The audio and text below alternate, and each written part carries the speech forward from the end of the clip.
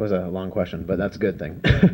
I think we just have to, one, make people aware of the different rules and regulations the city has, so that when neighbors know these rules, they can call the police to try to actually enforce them.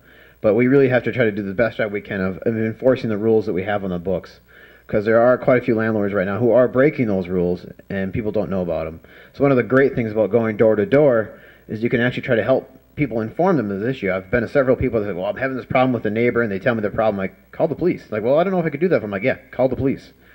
And that's something that I think we need to address more, is just to try to help people be more aware of the different things that the city can do for people all citywide. I was actually really happy to see the somewhat similar note, the different homes that will actually be demolished. There's been homes that have been vacant for years, and the city hadn't done anything about it. And now I'm happy to see some of those actually being taken down as a step in the right direction, especially for several neighborhoods all over the city.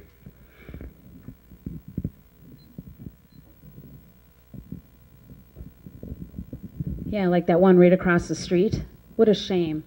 Wonderful neighborhood, and there sits a house that looked like there was a fire there. You know, I would be supportive of working with the police. We better be enforcing the rules on the book, and if they're not strong enough, maybe they need to be stronger to get the landlords to act. We can't have drug houses and crime-ridden homes in our neighborhoods. I don't know exactly what the issue is that we can't address that. I would love to work with the police officers in the community neighborhood watch groups and learn more about what's going on, and seek out your advice, and you tell us how you want to see your neighborhood, and what can we do to make it a safer, stronger neighborhood for you. I don't have all the answers, but I'll tell you one thing. I believe in your neighborhoods. I live in one of those neighborhoods too, trying to raise my family. So together we can work to make it a stronger, safer neighborhood, and that's what I would do.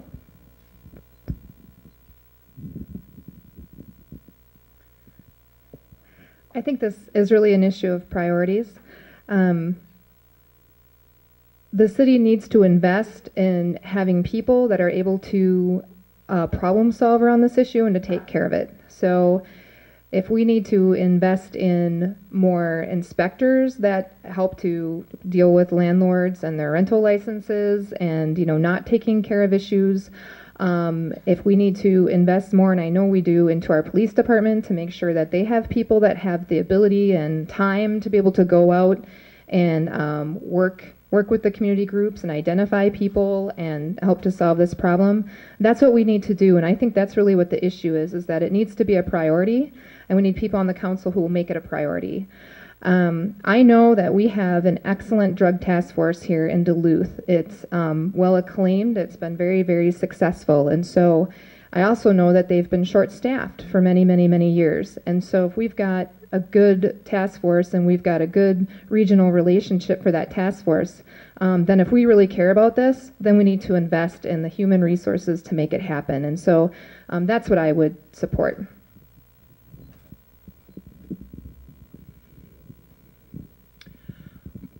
Most of you are probably aware that I'm the least liked counselor by landlords of the 9 of us. I have been sometimes brutal on them, and they know that. Some of the things that I have passed, we've changed our ordinances and our codes as a result of many problems with landlords as well as with renters. But the landlords, the issue about easy identification, we now require having identification at your main entry place.